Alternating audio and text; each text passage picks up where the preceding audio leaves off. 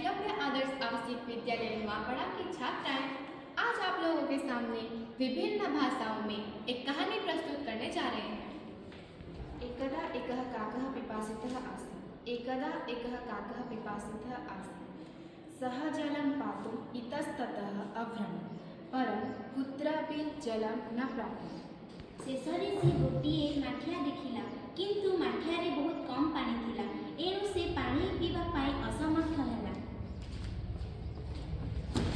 वो एक तरकीब सोचने लगा कि पानी को कैसे ऊपर लाया जाए। फिर उसने अपने आसपास पड़े हुए छोटे छोटे कंकड़ मटके में डालने लगा।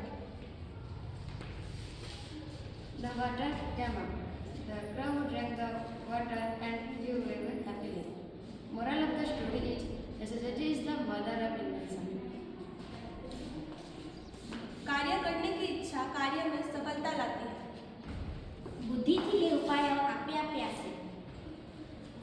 परिश्रमेण हि सिद्ध्यन्ति कार्याणि न मनोरथे।